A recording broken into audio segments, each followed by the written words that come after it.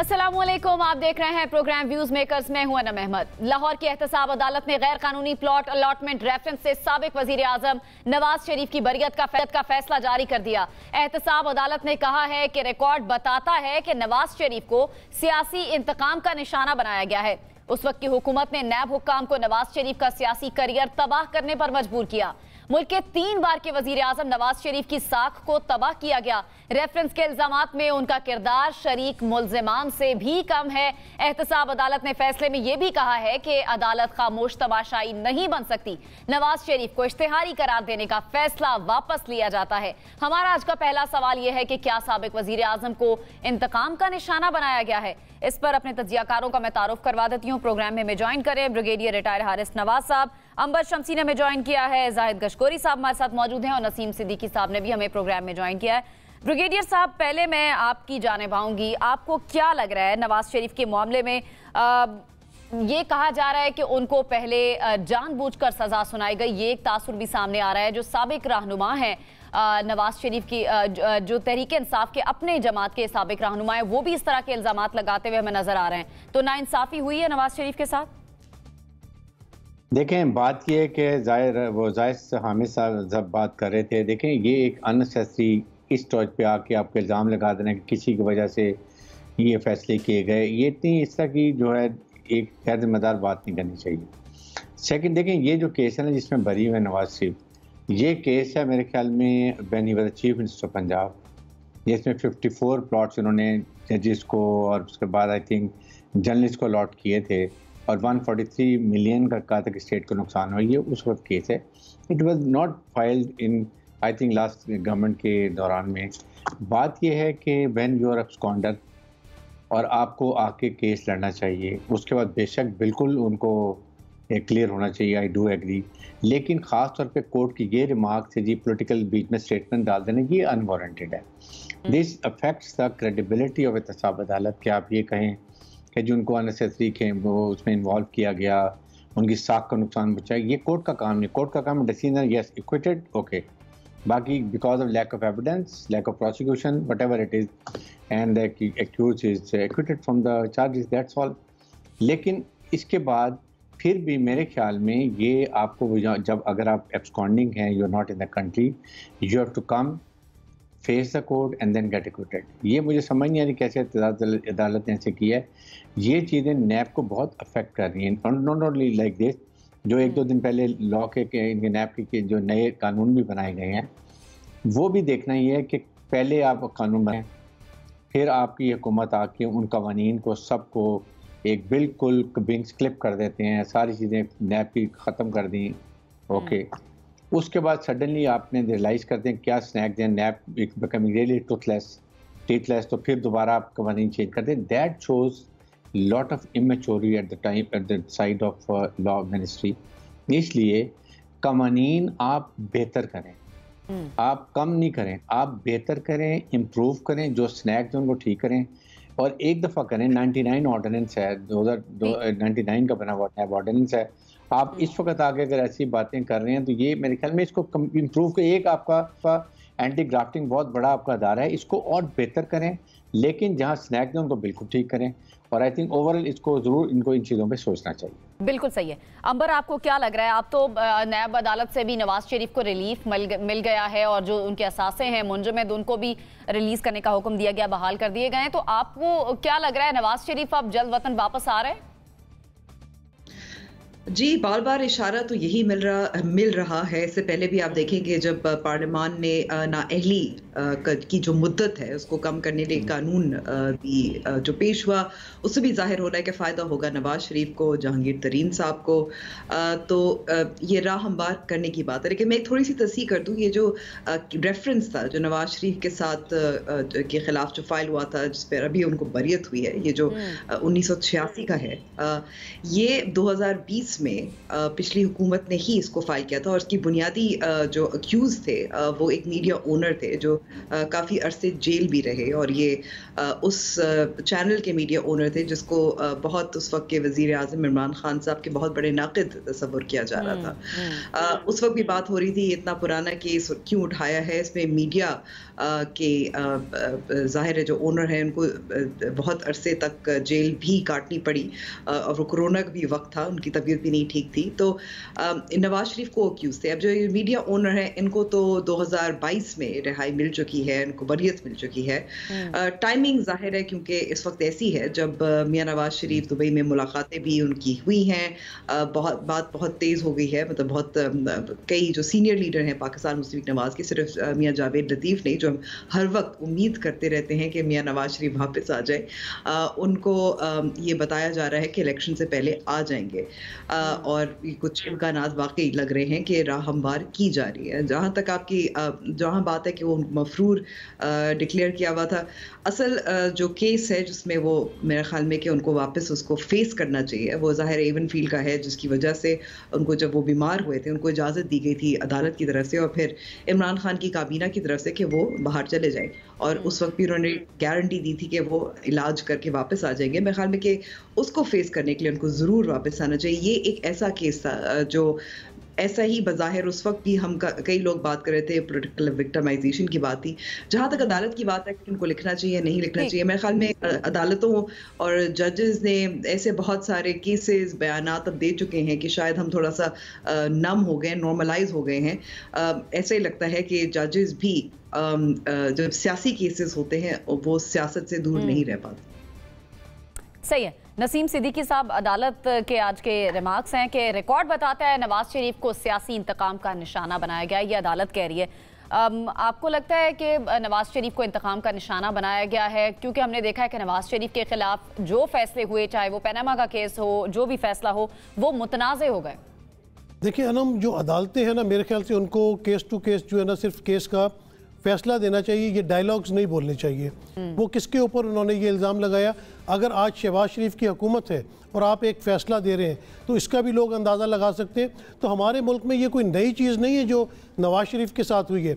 जब नवाज शरीफ का दौर था उस दौर में आपने देखा कि आसिफ अली जरदारी साहब के ऊपर कितने केसेस किए गए और बाद में वो बेगुनाह साबित होते हैं। जब उनकी हुकूमत आती है, उनकी हुकूमत में आप नवाज शरीफ को, उनके वालिद साहब को गिरफ़्तार कर लेते हैं। जब नवाज शरीफ की हुकूमत आती है वो जो है बेगुनाह साबित हो जाते हैं। जब इमरान खान साहब की हुकूमत थी, केसेस चले, कोर्ट्स ने फैसले दिए ना। इमरान खान तो नहीं, सॉरी कप्तान तो नहीं उसमें जो है वो फैसले दे रहा था, मैंने नाम ले दिया, माजरत। तो उसमें बात यह है कि ये सारी पॉलिटिकल विक्टिमाइजेशन होती है जिसकी वजह से ये सारे सिनेरियोज सामने आते हैं। अब कोर्ट्स के ऊपर कौन एतबार करेगा? सुप्रीम कोर्ट एक ऑर्डर देता है, एक बंदे को कहता है कि ये सादिक और अमीन है, दूसरी हुकूमत आती है या दूसरे चीफ जस्टिस आते हैं, वो उस फैसले को बदल देते हैं। तो हमारे जितने चीफ जस्टिस गुजरे हैं उन्होंने अपने दौर में बड़े बड़े फैसले दिए हैं, लेकिन जब वो रिटायर हो जाते हैं तो उनके फैसलों के ऊपर बहुत बड़े बड़े एतराज़ आ जाते हैं। तो मसला तो ये कि हमारी अदालतें किस तरह, क्या हमारी अदालतें आज़ाद हैं?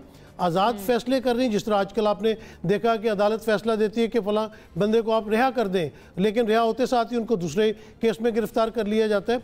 तो बात तो ये कि असल जो, अगर हम किसी के ऊपर सियासी विक्टिमाइजेशन का इल्ज़ाम लगाते हैं हुकूमतों के ऊपर, उसकी बजाय हमें जो अदालतों का रवैया है उसको देखना चाहिए कि क्या वो वाकई प्रेशर लेती हैं। आज का जो फ़ैसला है क्या वो किसी प्रेशर की वजह से है या जो पिछला फैसला था वो किसी प्रेशर की वजह से था? इसका फैसला कौन करेगा? आवाम तो इसी गुमगुम कैफियत में रहती है कि कल जो बादशाह था वो आज उसका तख्त छीन लिया गया, जो तख्ता-ए-दार पे था उसको वापस लाके मसनद पे बिठा दिया गया। तो आवाम तो इसी मामले पे कंफ्यूज रहती है। जिस तरह अक्सर नौजवानों की बात होती है, कहा जाता है कि उनके जो जहन को है प्रागंदा किया गया है, लेकिन जो 90s में बच्चे पैदा हुए, 99 से आप उनको बता रहे हैं कि नवाज शरीफ हाईजैकर है, करप्ट है, आसिफ अली जरदारी करप्ट है, शहबाज शरीफ टीटी लगाता था, मौलाना फजल रहमान के ये केसेस है। एक मैं सिर्फ फिनिश कर रहा हूँ, और ये बंदा आपका मसीहा है, ये कप्तान आपका मसीहा है। फिर अचानक ही आप कहते हैं कि ये गद्दार है और ये बाकी सब मसीहा हैं। तो इसमें तो कौम भी कंफ्यूज रहेगी, नौजवान भी कंफ्यूज रहेंगे।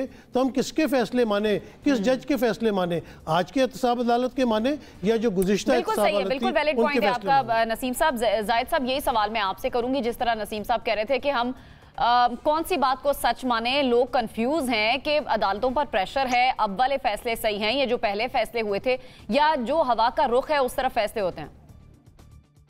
देखिए, आज का जो डिटेल जजमेंट है, जिसका पेज 19 अगर आप देखें और 36 जो पैराग्राफ नंबर है, बिल्कुल जो 2 लाइंस हैं वो बड़ी इंटरेस्टिंग हैं, जिसमें जज साहब ने लिखा है कि नवाज शरीफ एक विक्टिम रहा है, पॉलिटिकल विक्टिमाइजेशन उसके साथ की गई है, और उस वक्त के जो नैब हुकाम थे उनको मजबूर किया गया इनके खिलाफ रेफरेंस बनाने के लिए, जिससे उसका जो पॉलिटिकल कैरियर है, उसकी गुडविल है, वो तबाह बर्बाद हुई है। ये एग्जैक्ट वर्ड है, डिस्ट्रॉयड द पॉलिटिकल कैरियर, जो कि 3 दफ़ा वज़ीर आज़म रहा है। इसी तरह के मुख्तलिफ अगर आप 36 हाई प्रोफाइल केसेस नैब के उठा के देख लें गुज़श्ता 5 साल में, पर्टिकुलरली आप एहसन इकबाल के केस का ऑर्डर पढ़िए, या शाहिद खाकान अब्बासी की जब ज़मानत हुई थी, या फिर ख्वाजा आसिफ की, ख्वाजा साद रफ़ीक की, मुख्तलिफ अदालतों की including Islamabad high court, supreme court of Pakistan से मुख्तलिफ जजेस की ये ऑब्जर्वेशंस आई थी कि उस वक्त के जो हुक्मरान हैं या पॉलिटिकल जनता थी, जो आज का वर्ड यूज़ किया गया है पॉलिटिकल जनता का, कि वो विक्टिमाइजेशन का शिकार करते रहें अपने मुखालफिन को इस तरह के केसेस फाइल करके। बिलखसूस इन तमाम हाई प्रोफाइल केसेस में कोई कन्विक्शन नहीं हुई। अंबर का पॉइंट ऑफ व्यू मैं आगे लेके जाना चाहता हूँ आर्गुमेंट बिल्ड करने के लिए कि नवाज शरीफ के खिलाफ एक अहम केस है जिसमें उनकी कन्विक्शन हो चुकी हुई है। इस्लामाबाद हाई कोर्ट में वो केस है, और उनकी बेटी के खिलाफ जो जब उनकी ज़मानत हुई थी, केस में वो बरी हुई थी, वहाँ अपना एक टेक अदालत पहले ही दे चुकी है इसी से जुड़े हुए केस में, जिससे लगता है कि बड़ी थिन लाइन है और बहुत नेक्स्ट टू इम्पॉसिबल होगा शायद कि नवाज शरीफ का केस आगे बढ़े, क्योंकि मुश्किल है इस केस में एविडेंस जो हैं या जो रिकॉर्ड पे चीज़ें आ चुकी हैं। तो इससे नवाज शरीफ के लिए ये क्लासिक केस है, उनको आके वापस आके ये फेस करना चाहिए। और जो मेरे पास इंफॉर्मेशन है, नवाज शरीफ बड़े जल्द वापस आने वाले हैं, शायद हो सकता वापस आ रहे हैं बड़ा जल्द। ये जुमला हम वैसे काफी अरसे से सुन रहे हैं, बड़े जल्द वापस आ रहे हैं, वो जल्दी कितना है वो हमें समझ नहीं आ रहा। ब्रिगेडियर साहब, आप कुछ ऐड करना चाह रहे हैं? मैं ये कह रहा था, देखें, एक तो पहले फर्स्ट टाइम हिस्ट्री में ऐसा हुआ कि एक प्रिजन से एक प्रिजनर को आप बाहर दुनिया में इलाज कराने भेजे। फर्स्ट टाइम इस हिस्ट्री, और मेरे ख्याल में पाकिस्तान में तो है, बाहर का मुझे नहीं पता। सेकेंड वर्ड इज सोहरी, आप आए, जैसे अभी जाहिद भी बात करें, आप आए, आप आके जेल में जाएं, उसके बाद इसी दौरान में 1 हफ्ते में आप अपनी केस एक्विट करा लें, आप फाइल कर दें, जिसमें दोनों केस एवनफील्ड का भी है और ये वाला केस भी क्लियर करा दें। आप अपनी साख को, अदलिया की साख को मत बनाएं। अदलिया के बहुत बड़ा सवाल निशान बनता है। वी डू एग्री के नवाज शरीफ को आना चाहिए, अपनी पार्टी को संभालना चाहिए, केसेस अगर गलत है तो क्लियर होने चाहिए, बट कम अज़ कम आप अपनी अदालती निज़ाम को सवाल जवाब बताएं। इसलिए मैं बात करूँ, ये हुकूमत का ख्याल है कि आप अपना भी ख्याल करें। आपने पहले आके नैब के केसेस ख़त्म करा लिए, नैब के आपने सारे रूल चेंज कर दिए, फिर आपने अभी आपके सामने पार्लियामेंट नए केसेस जा रहे हैं कि 184 और सो मैनेजमेंट प्रैक्टिस प्रोसीजर वो चेंज कर लिए, एग्रीड।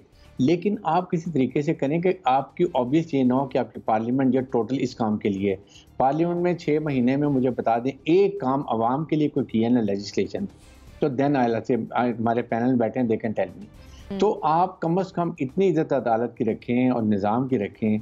आप आएँ, क्या फ़र्क पड़ता है 1-2 दिन के लिए जेल में जाएँ, केस फाइल करें, इसको भी क्विट करा लें, वो भी करा लें, एग्रीड। आपका एक कद बढ़ेगा कि आपने कानून की पासदारी की है। That is what is my point. बिल्कुल सही है।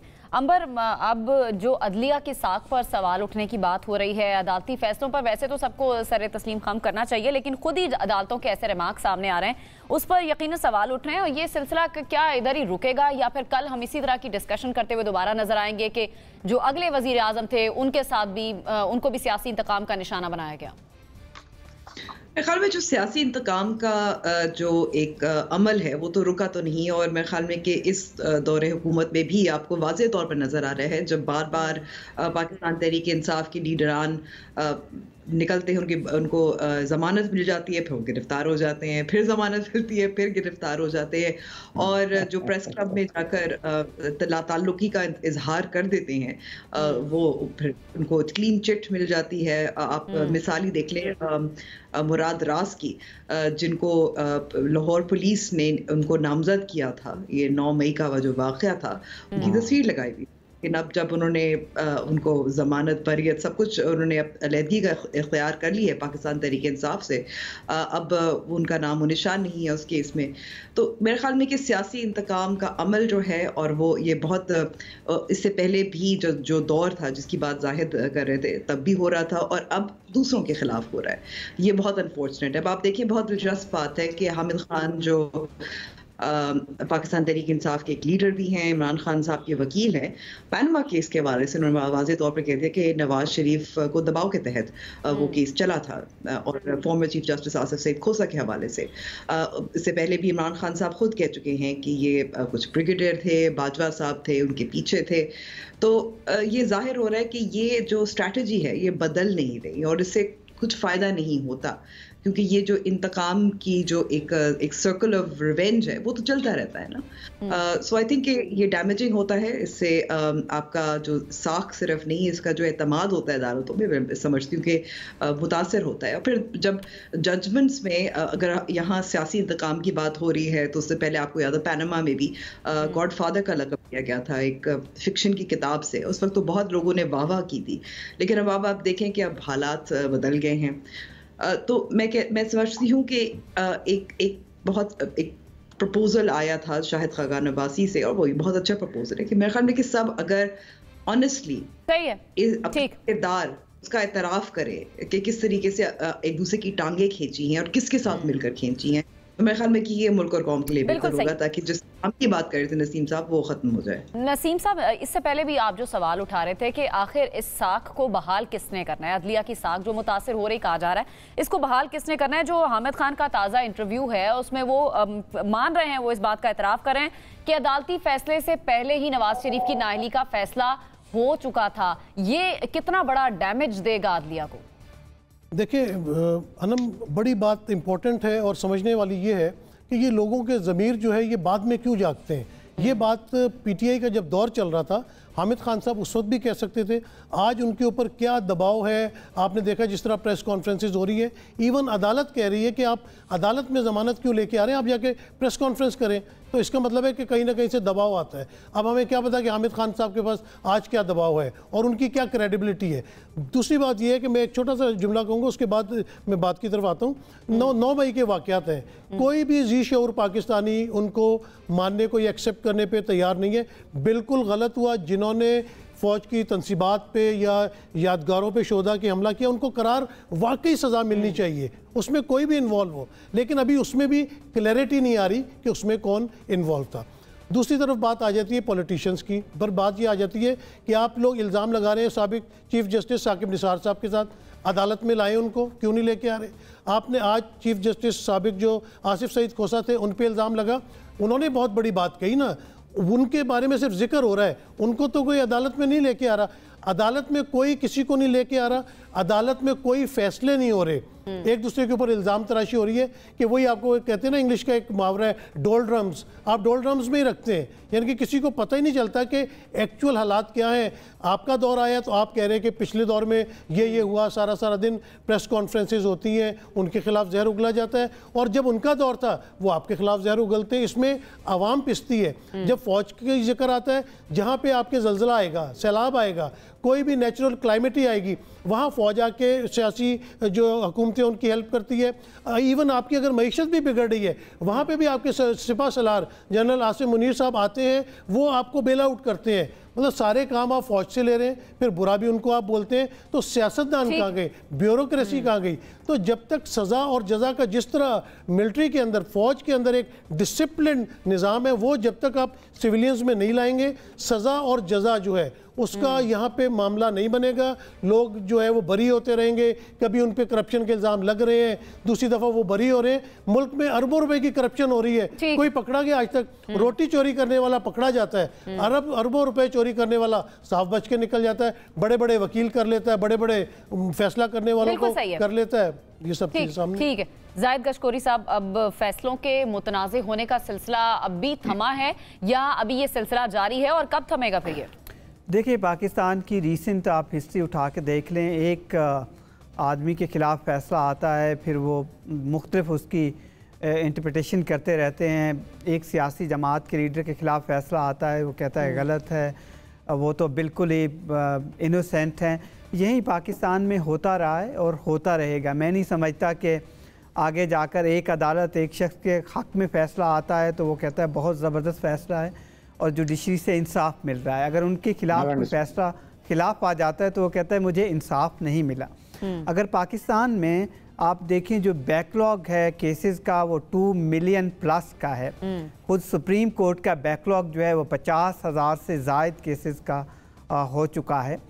तो जुडिशरी में जिस तरह चीफ जस्टिस आसिफ सईद खोसा थे उस वक्त, वो इम्पॉर्टेंट एक उन्होंने एक प्लान जो मॉडल कोर्ट्स थी इंट्रोड्यूस कराई थी पाकिस्तान में, और बहुत ज़्यादा जल्दी से केसेस जो हैं वो उनके फ़ैसले आ रहे थे। तो यही एक ड्राइव चाहिए। उसके लिए किसी भी चीफ़ जस्टिस को 3 साल का दौरानिया चाहिए होता है एटलीस्ट। अगर ये आता है सामने और वो मुख्तलिफ अदालतों में केसेस तेज़ी से आगे बढ़ते हैं तो लोगों को एक मौका मिलता है कि वो सवाल कम उठाएं और अब इंसाफ हासिल करें अदालतों से। लेकिन मुझे नहीं लगता, ये बैकलॉग बहुत आगे जा रहा है। आपको ये सिलसिला रुकता हुआ नजर नहीं आ रहा? ठीक है, ठीक है। ब्रिगेडियर साहब, आप जल्दी से कुछ ऐड करना चाह रहे हैं? जरा जल्दी। मैं सिर्फ एक तरफ ये चैनल पे देखें, ये इसको स्टॉप करना चाहिए। जो अननेसेसरी कमेंट्स आते हैं, कभी हमें जाहिद ने कह दिया कि किसी और ने बात कर दी। ये अभी मुझे बताएं, जितने अब पीटीए के केसेस हो रहे हैं, कल को तो 2 साल के बाद यही फिर शुरू हो जाएगा कि जो उनसे बड़ी विक्टिमाइजेशन, जबकि सारे क्लियर ट्रायल हो रहे हैं।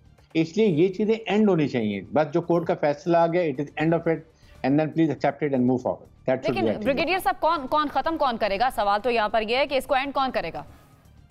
इसके लिए बेशक कानून साजी कर लें, कहें जी कि जब एक साल 2 साल के बाद nobody will talk that case. कानून साजी भी यही पार्लियामेंटेरियन ही करेंगे ना, और कौन करेगा? अच्छा, चलें, आपका पॉइंट आ गया। मुझे ब्रेक की तरफ बढ़ना है। ब्रेक से जब हम वापस आएंगे हमें मजीद आगे बढ़ेंगे।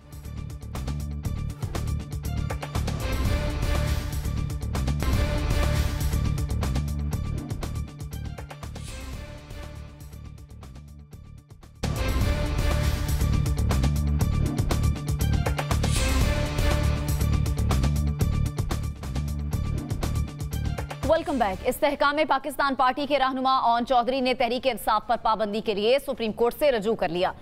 ओन चौधरी की जानिब से दायर दरखास्त में कहा गया है कि चेयरमैन पीटीआई ने अदलिया मुखालिफ और नफरत अंगेज तकारीर की और उनकी जानिब से आईने पाकिस्तान और बुनियादी इंसानी हुकूक की भी खिलाफ वर्जी की गई। चेयरमैन तहरीक इंसाफ के खिलाफ सबूत और बयानात भी दरखास्त में शामिल किए गए।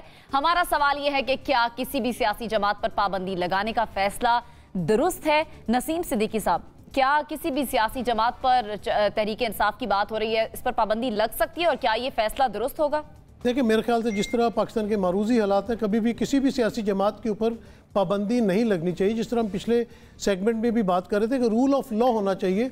अगर किसी ने कानून तोड़ा है, आइन तोड़ा है, तो उसकी सज़ा मिलनी चाहिए। जिस तरह 9 मई के वाक़यात हैं, उसमें कितने लोग शामिल थे? 5,000, 10,000, 15,000। जो भी जिन्होंने भी कानून तोड़ा है, जिन्होंने भी उस दिन शरंगेजी की है, उनको कटहरे में लाए, उनको सख्त से सख्त सज़ा दें। लेकिन एक जमात को अगर करोड़ों लोग वोट देते हैं तो उन करोड़ों लोगों को आप वोट देने से महरूम तो नहीं रख सकते। तो बात यह कि किसी भी ज़माने में अगर किसी भी पार्टी पे पाबंदी लगाई भी गई है, जिस तरह आपने देखा कि एक ज़माने में पीपल्स पार्टी ने जनरल ज़िया उल हक के दौर में बड़ा बुरा वक्त गुजारा, उनकी पार्टी पे पाबंदियाँ भी लगी, लेकिन पार्टी कहीं नहीं जाती। पार्टी के जो वोटर्स हैं, रहनुमा हैं, कारकुन है, तमाम जो है वो पार्टी को लेके चलते। अगर पाकिस्तान पीपल्स पार्टी पे पाबंदी लग गई तो पाकिस्तान पीपल्स पार्टी उन्होंने पैट्रियट बना दी। तो इस तरह पार्टियों पे कोई पाबंदी नहीं लगनी चाहिए। जो भी हमारे जमहूरी तसलसल है मुल्क का, उसको चलते रहना चाहिए, क्योंकि जमहूरी तसलसल से ही मुल्की इस्तेकाम है। जब सियासी इस्तेकाम होगा मुल्क में तो मुआशी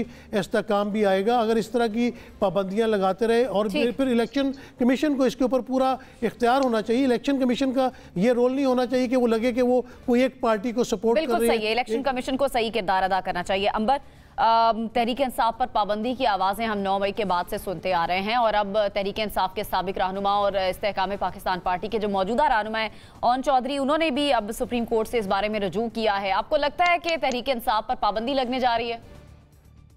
देखिए, इससे पहले बहुत मेरे ख्याल में कि जो एक प्रोपोनेंट थे जो बहुत इस पे बात कर रहे थे, ख्वाजा आसिफ ने कहा था कि ये संजीदगी से हुकूमत सोच रही है कि पाकिस्तान तहरीक इंसाफ पर पाबंदी आयद की जाए।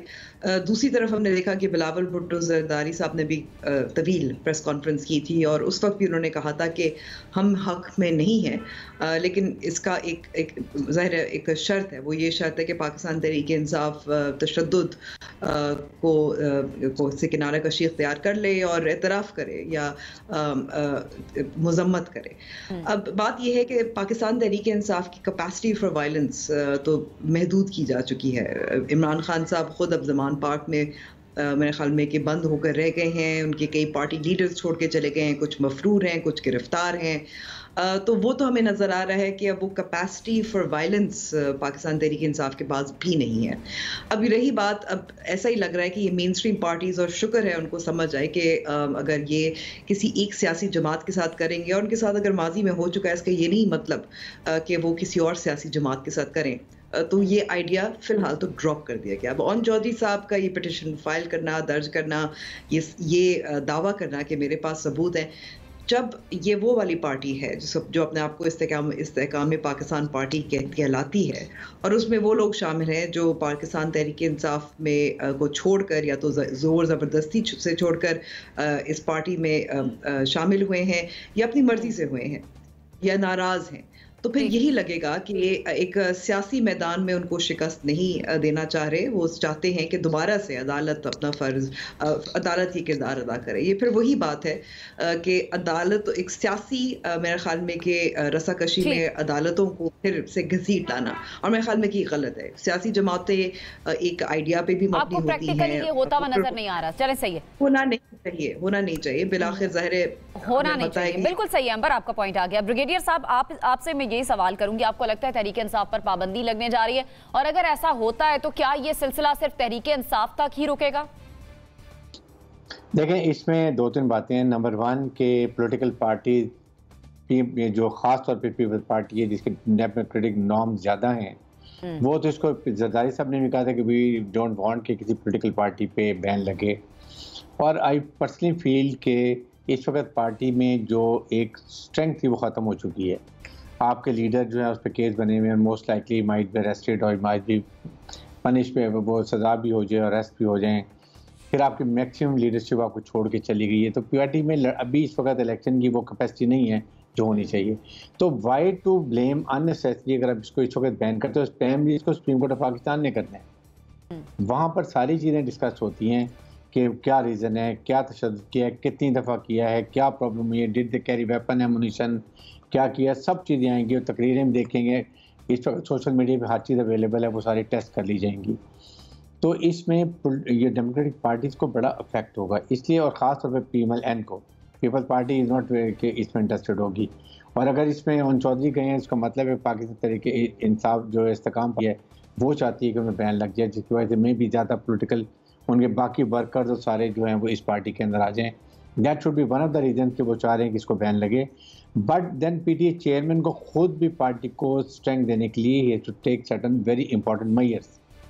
आप कम से कम खुद आके कहें कि जी आई वाज रिस्पॉन्सिबल, मेरी पार्टी में कोई इन्वॉल्व नहीं थे, मैं अपॉलोजिज करता हूँ, आई टेक रिस्पॉन्सिबिलिटी। ऐसे स्टेप्स लेने चाहिए जिससे पता चले कि इसमें इनकी पार्टी वर्कर्स का कसूर नहीं था, तो then party has a safe passage. But अगर आप ये कहते हैं नहीं मैंने नहीं कहा, पार्टी ने सब कुछ किया, then they will find very difficult इसको बचाने के लिए। तो ये ऑप्शन है, देखने की जरूरत है। बट ओवरऑल आई थिंक बेहतर ये है कि इनको इलेक्शन में जाएं जिसमें ना इनके पास पावर होगी, ना इनके पास मैन पावर होगी, ना लीडर्स होंगे, तो वो ज़्यादा बेहतर होगा पॉलिटिकल प्रोसेस के लिए। सही है। जाहिद साहब, तहरीके इंसाफ आपको मजीद मुश्किल में नजर आ रही है या इलेक्शन में जाती हुई देख रहे हैं आप? जी, मुझे बिल्कुल तहरीके इंसाफ पहले से ज़्यादा ही मुश्किल में नज़र आ रही है, और ये उनके चेयरमैन के लिए भी एक मैसेज है, क्योंकि मल्टी प्रॉन्ग केसेस हैं खुद पार्टी के ख़िलाफ़। आप देखें, इलेक्शन कमीशन ऑफ पाकिस्तान ने भी एक रेफरेंस फेडरल गवर्नमेंट को भेजा हुआ था। जो ममनुआ फंडिंग का केस है वो अदालत में मौजूद है, वहाँ पर भी एक चार्जशीट है, एविडेंसेस भी प्रोड्यूस कर दिए गए हैं। और जो पीपल रिप्रेजेंटेटिव एक्ट है पार्टीज़ का इलेक्शन कमीशन ऑफ पाकिस्तान के तहत, उनके तहत भी एक काफ़ी ऐसी चीज़ें मौजूद हैं ग्राउंड्स पे, रिकॉर्ड पे, जिससे बादिउल नज़र में लगता है कि शायद तहरीक इंसाफ को बाहर से फ़ंड मिले हैं और वो शायद ममनुआ फ़ंड थे। इसी तरह से आउन चौधरी एक ऐसा किरदार, अगर आप पैनामा केस का देख लें, 95 हेयरिंग हुई थी और 95 दिन सुप्रीम कोर्ट में मैं एज ए रिपोर्टर, मेरे साथ 10-15 और रिपोर्टर, 95 दिन इमरान खान के लिए जो सीट रखते थे वो आउन चौधरी थे। 95 डेज इस चेयर पर आकर 8 बजे बैठते थे इमरान खान, 10 बजे आते थे, तो वहाँ इमरान खान बैठते थे। वक्त की बात है। तो उन्होंने अभी ये फाइल किया है और 555 पेजेस की ये पिटिशन है। प्रेयर उन्होंने की है कि आप 212 के तहत इस सियासी जमात को वो करें, कालादम करार दें, क्योंकि ये जमात ममनुआ फंडिंग एक्सेप्ट करती रही है। उसमें जो आर्गूमेंट बिल्ड किए गए हैं, टीएलपी का भी जिक्र है, साथ मौदूदवी वर्सेस वेस्ट पाकिस्तान एक केस हुआ था। इसी बुनियादों को बुनियाद बनाते हुए उन्होंने सुप्रीम कोर्ट से प्रेयर रखी है। तो ये सियासी जमात के लिए, जो पाकिस्तान की एक जमात है, मैं किसी भी सियासी जमात के बैन या कालादम के हक़ में बिल्कुल नहीं हूँ। इस जमात को मौका मिलना चाहिए, लेकिन इनके पास अभी वक्त है। इनकी टॉप टियर लीडरशिप के ख़िलाफ़ के जो पोस्ट 9 मई के बाद सूरत हाल है, एक अपालोजी आए जमात की तरफ से, और आप कहते हैं बतौर जमात माफ़ी मांगनी चाहिए और इनको एक और मौका देना चाहिए और बैन करना दुरुस्त नहीं है। बिल्कुल सही है, सही है, आपका पॉइंट आ गया। मुझे ब्रेक की तरफ बढ़ना है। ब्रेक से जब हम वापस आएंगे इसी मामले पर मजीद बात करेंगे।